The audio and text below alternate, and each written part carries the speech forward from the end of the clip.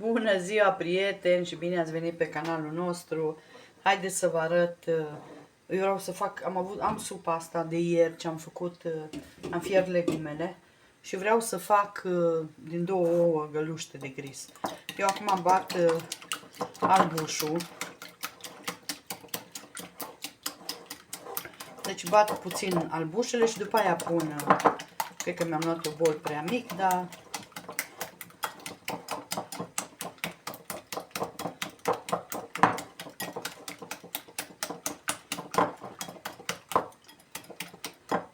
da, să-mi schimb bolul, că mă enervează, că nu pot să bat ca lumea în el.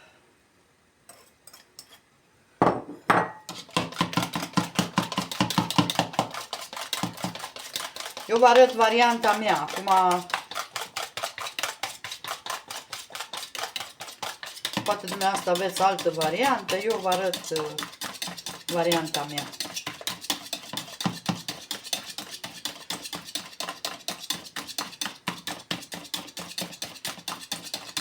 Puteți să le bateți și cu mixerul, dar nu le bat ca să fie spumă. Le bat puțin.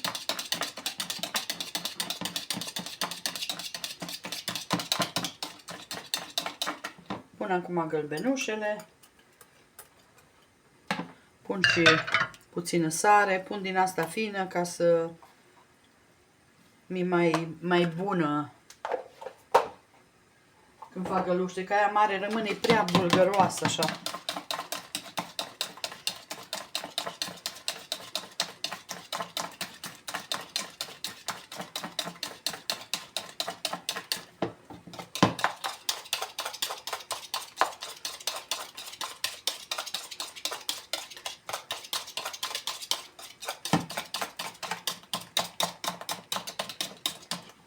Așa.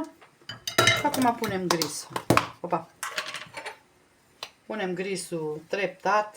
Pun odată 2 linguri.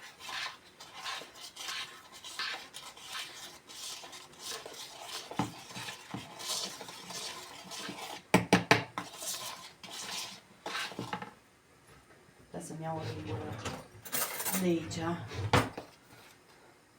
3, 4 linguri. Nu pot să vă spun exact, pentru că diferă de ouă. Dacă aveți ouă mai mari sau mai mici, atunci puneți prea multe. Acum i-am pus să-i dau un clocot, să o gust eu. Normal cam 10-12 linguri vine la 2 ouă. Cred că 6 avem, nu?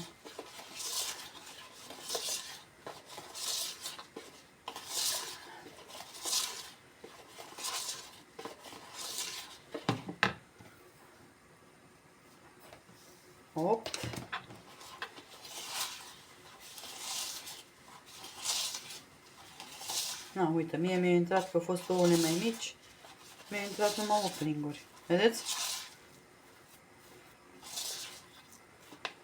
Deci de-aia vă zic că nu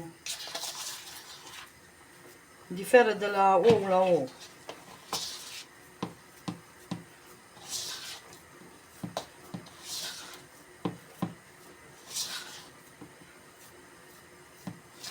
Lăsăm apa să fiarbă. Eu nu mai pun, deci mie mi-e destul 8 linguri. Și de gris, că dacă e mărunt, deci care e mai mare, atunci trebuie grisul puțin mai mare.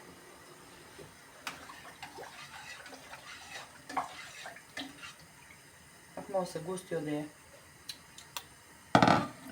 Știți ce o să pun aici? O să pun un cup de vită. O să pun. Să aibă un gust. Și o să vă arăt ce fac și la felul 2. Iar rapid. Nu stă mult în bucătărie. Băgăm un cup de vită ca să aibă un gust, că cu legumele, cu țelina ce am avut-o, merge perfect.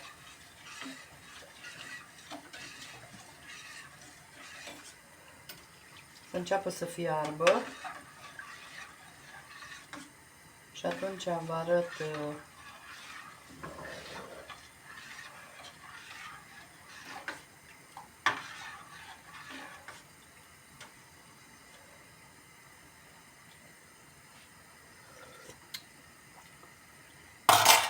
super bun.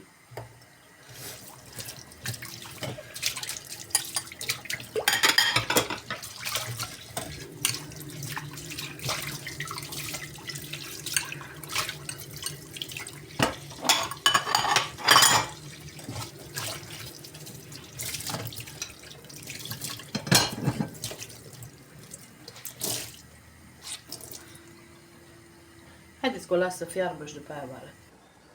Na, haideți să punem supa noastră fierbe. Na, trebuie să fie fărculița caldă.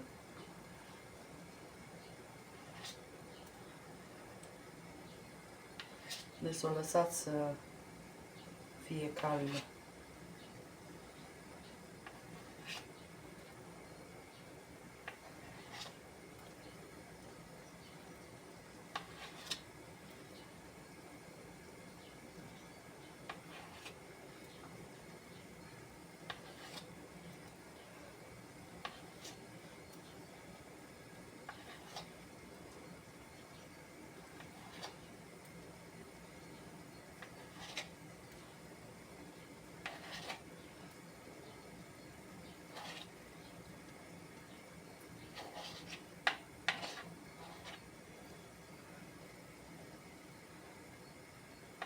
Puteți să le fierbeți în apă separat, dacă nu vreți în supă direct. Da, eu le fierb direct în supă.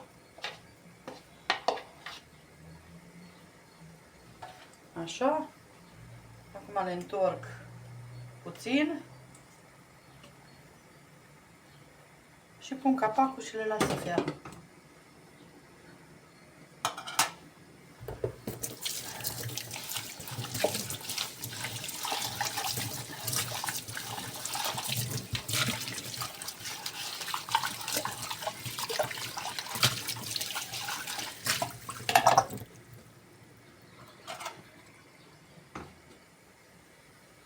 Ele să fiarbă foarte bine, le lăsați cam 10 minute să fiarbă, că trebuie lăsate. Dăm focul, dacă nu mai încet, puțin, ca să fiarbă. Și cât timp ele fierb, eu astăzi vreau să-mi fac niște tașche sau nu fac tăiței, vreau să fac tașche cu brânză. O să bag și mozzarella în brânză să iasă faine. Pun aici direct pe masă, nu mai făina. Pun direct pe masă.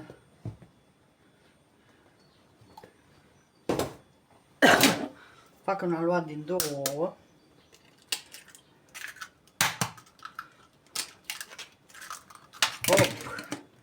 Vezi că n-am făcut locul mai mare. Pun puțină apă. Nu multă. Cam o lingură de apă. Și puțină sare. Nu prea îmi place mie asta așa în aluaturi, că până se dizolvă, se simte așa, că de-aia n-am băgat nici la găluște. Am băgat din aia fină. M-am obișnuit cu aia de dincolo, cu aia fină.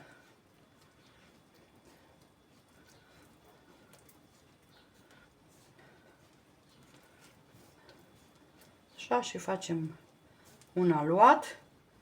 Și o să-mi fac umplutura și o să vă arăt eu.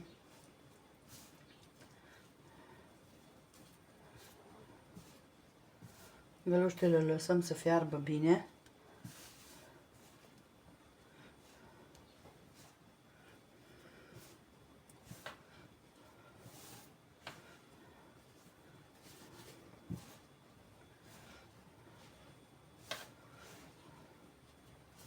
O să mai pun puțină apă, că am pus prea multă făină aici. Dar n-are nimica. Mai punem un strop de apă, ca să putem să adunăm aluatul. Că nu vreau să fac un aluat așa tare, Că după aia mă chinui la întins. Vezi?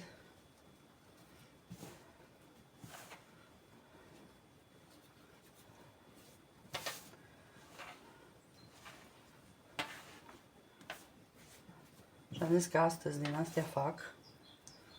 Că mi dor. Am macaroane, am teiței, dar parcă mi dor de aluatul ăsta de casă, știți?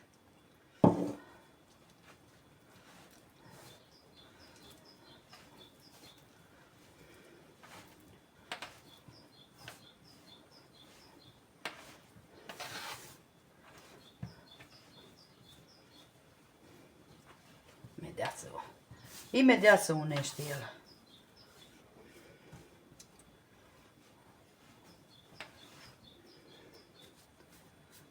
Asta mă enervează cel mai tare la astea.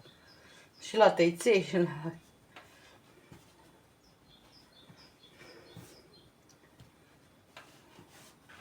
Asta mă enervează cel mai... Până îl formez. Că după aia merge.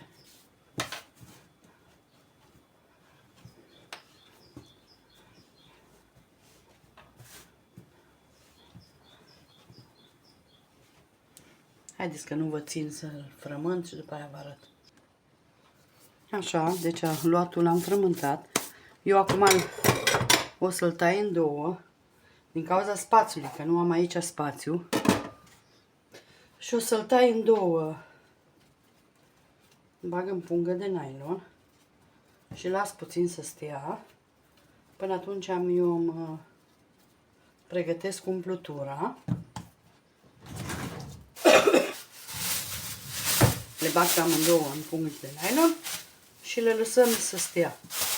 Și eu mă duc să-mi pregătesc pentru umplutură. Lăsați la temperatura camerei. Și o să mă aduc eu mozzarella, o să mă aduc brânză.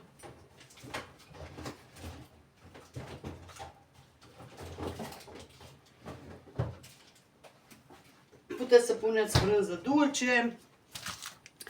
Ce aveți? Puteți să puneți.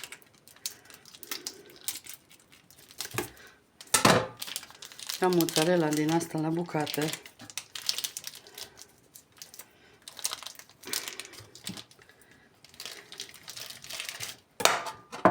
Care trebuie consumată.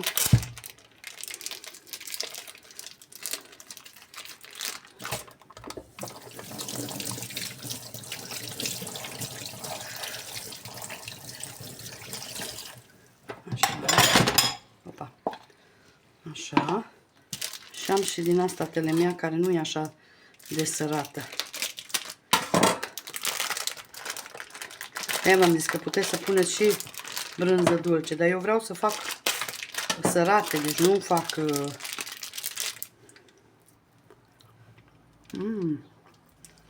Știți ce bună e?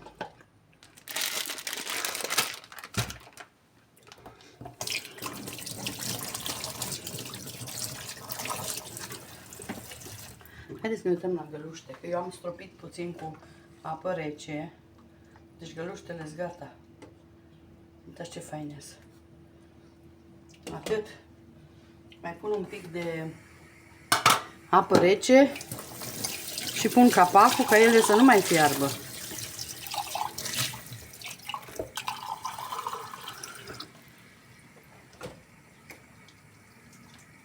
Super. Închidem focul și pun verdeață din asta.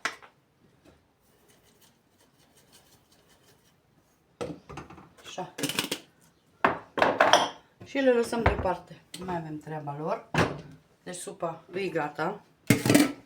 Acum eu să-mi fac umplutura la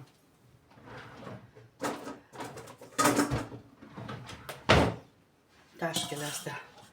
Asta e bună brânza asta. Că nu-i sărată.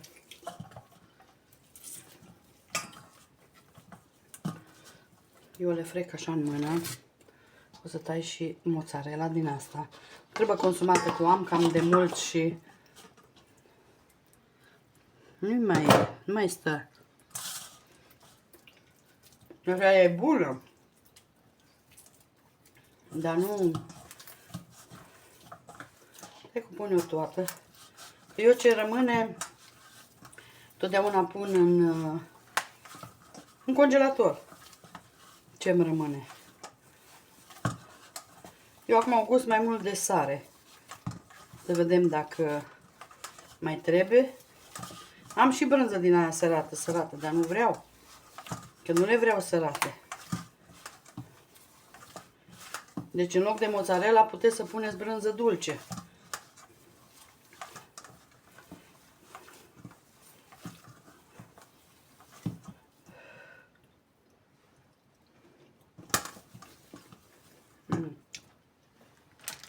Puțină brânză sărată mai pun.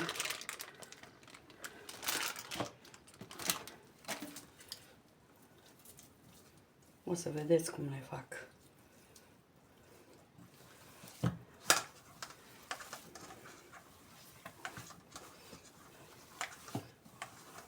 Ori fac într-o zi plăcinte. Vedeți numai ce bunătate iasă.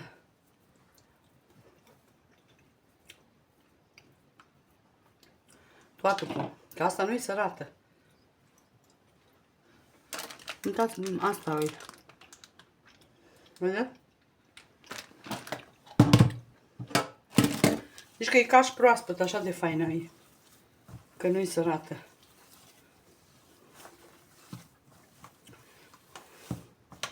Eu fără brânză nu stau în casă. Vă spun drept, nu știu dumneavoastră cum sunteți, dar eu... Dacă n-am în frigider, am în congelator și tot am.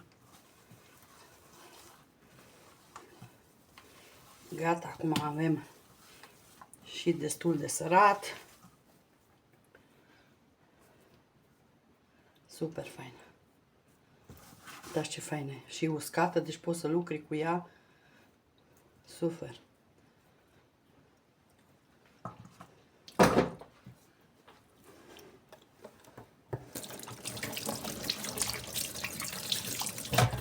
Fac o prezentare și la supă.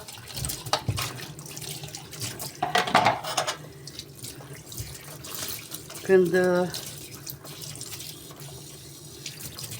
da să mă întind aluatul,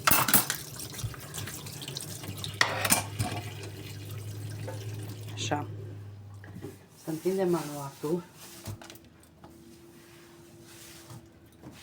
De aia l-am împărțit în două, că aici nu am loc. Și am zis că mai bine îl împărțesc în două, împart în două.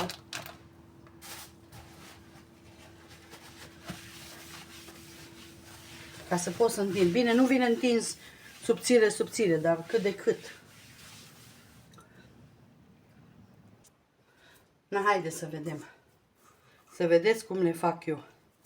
Acum, fiecare poate are altă metodă. Eu vă arăt varianta mea. Am întins, nu v-am ținut, că ați mai văzut la mine cum întind pătură de tăiței.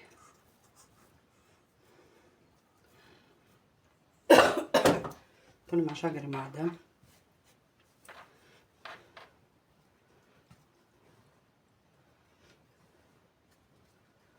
Așa. Și acum mai dau o dată. Și aici mă cam uit unde am... Și aici pun ori cu ou, lipiți capeții, ori cu apă. Înmuiați degetul și puneți așa să lipească.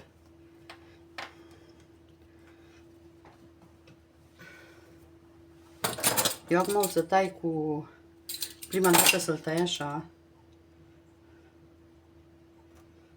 Prea mereu sta bine de pizza. Nu contează. Prima dată îl tăiem așa.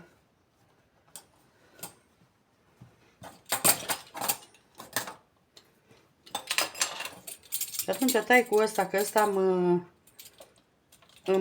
vedeți, îmi închide. Închide automat.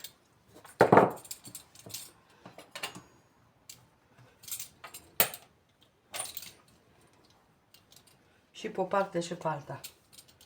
Închide.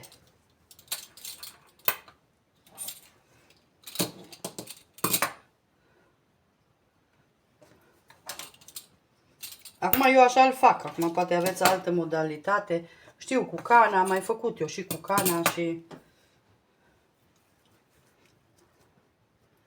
Așa mi le place să... Ăsta e dublu și îmi închide aluatul.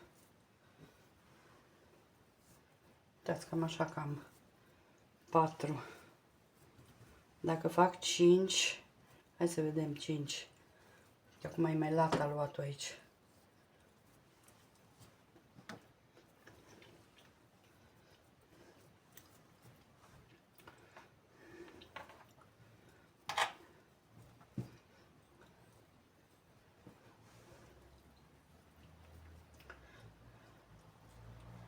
Deci dau așa ca să fie bine închise. Acum poate mai iasă ele, dar asta e. Prea mi de mână mie aici, dar nu contează.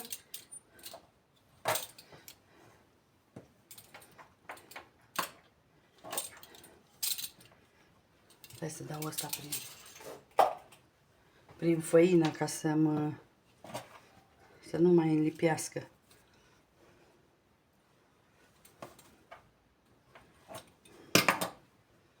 Așa. Vedem. Dacă nu e închis, mai bine mai dați o dată, știți? Dacă vedeți că nu vi se închide bine, mai bine vă uitați. Că aici eu mai dau o dată.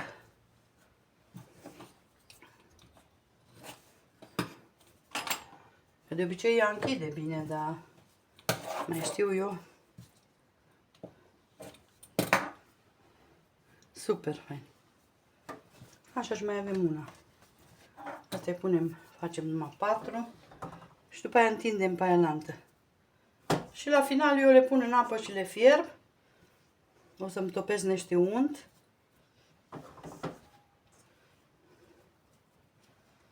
Patru am zis că fac.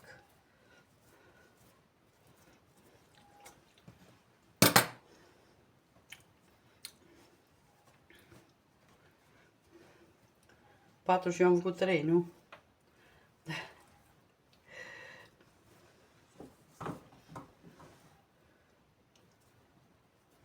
Acum ați văzut și partea asta. Nu contează dacă e mai mult aluat, nu ne plac aluaturile. Acum, nu știu dumneavoastră, dar nu ne plac. Uite asta ca să se lipească de el. Faceți cu apă, puțină apă sau ou.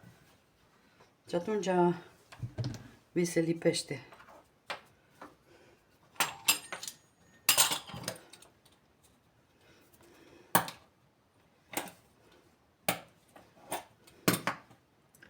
Așa, îi dăm și aici.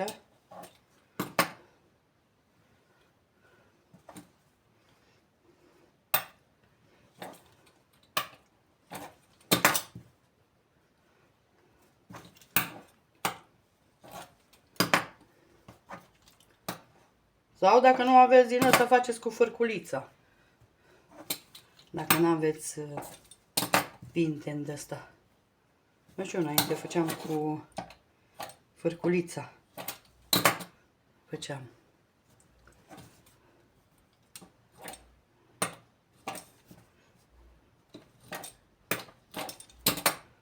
Așa. Vedeți? Să vedeți ce mare se umflă. Haideți că eu îmi fac o întind și pe aia lantă și după aia revenim. Astea să le iau eu să le pun pe o farfurie.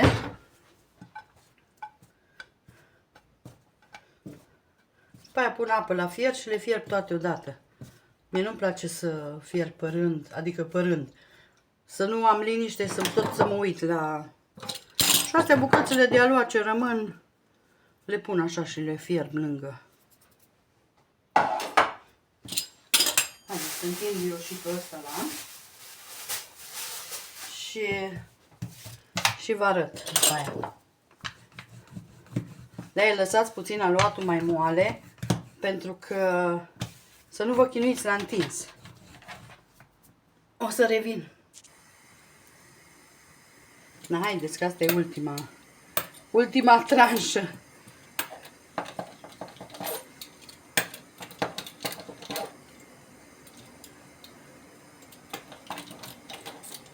Hop. Dau așa mai mult, mai bine, mai de multe ori, ca să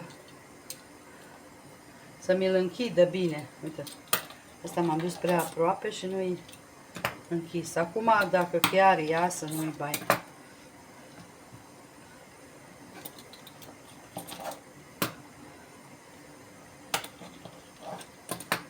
Așa. Bun. Apa noastră fierbe. O ieșit suficiente. Uitați, apa fierbe. Am pus sare înăuntru și acum le punem înăuntru. Ce s-a lipit. De-aia m-am zis că le pun toate odată. Mă enervează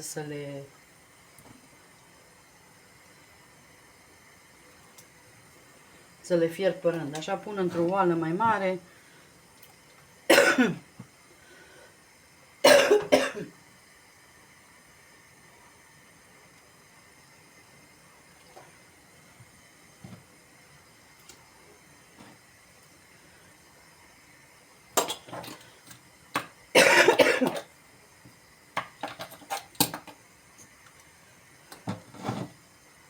Mai de mult n-am făcut din astea cu brânză așa.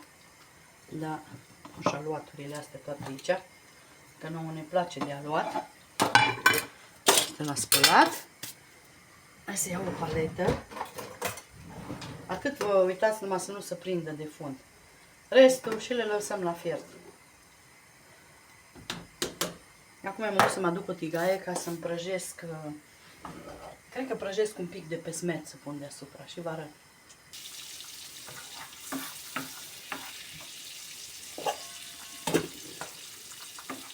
Așa.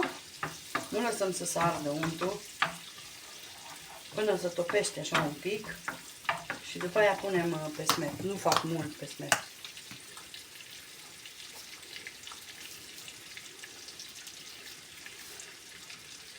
Ca să mă duc eu să mă duc alt pesmet, nu știu ce are asta.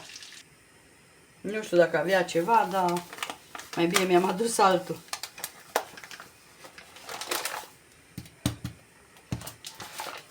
Haideți să punem pesmetul. Nu știu ce se vedea negru acolo, știi de aia? Nu-mi place dacă nu-i... Nu-mi place. Așa mai bine zic, pun astea fierb. Lăsăm să fiarbă bine. Haideți că eu îmi fac pesmetul și după aia vă arăt. Nu, haideți, dragile mele, să vă arăt. Stai că-mi ies găluștele. Ele, normal, când îți fierte, se ridică deasupra. Dar mie îmi place să le mai las un pic. Să fiarbă bine. O mai ieșit ele, brânza din ele, dar pesmetul nostru e gata. Acum eu pun aici pun așa pesmet de sub.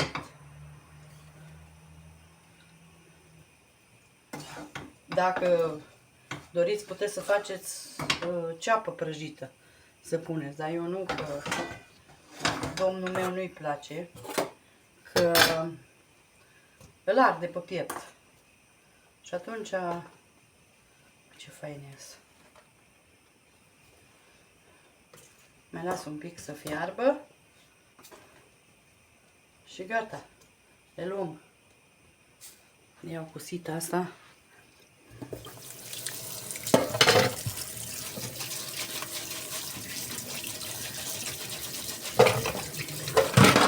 Trebuie să spăl că s-a băgat mozzarella între ea. Aia trebuie să ca să le închideți bine. Restul, acum și dacă o mai ieșit din ele, nu contează, că eu am pus, ați văzut că am pus multă umplutură. Gata, acum le și iau. Nu mai le las ca să se spargă sau așa și le pun pe smetul ăsta. Nu le spălați. Deloc nu le spălați. Așa, din apa asta punem direct pe...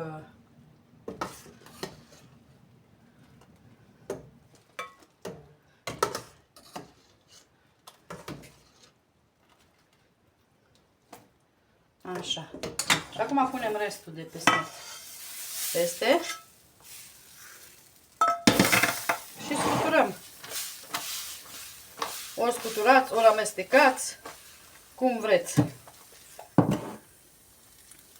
Hai să vedem cu două linguri să amestec. Dar ușor, ca să nu le spargeți, știi? Și e o bunătate, vă spun eu. O ieșit o bunătate aici.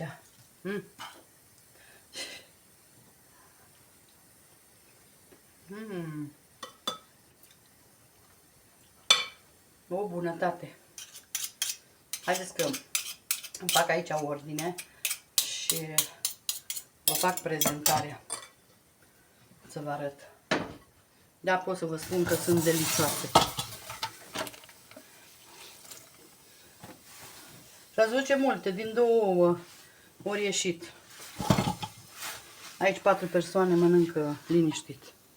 Revin cu farfuria. Și uitați, dragile mele, așa arată rezultatul final la supă de găluști cu găluște de gris și la tașchele mele cu mozzarella și cu brânză sărată. Sper să încercați rețeta. Sunt minunate și tașchele și găluștele ieșit faine. Noi vă mulțumim și vă dorim o zi minunată în continuare, cu mult soare. O zi faină! Bye, bye!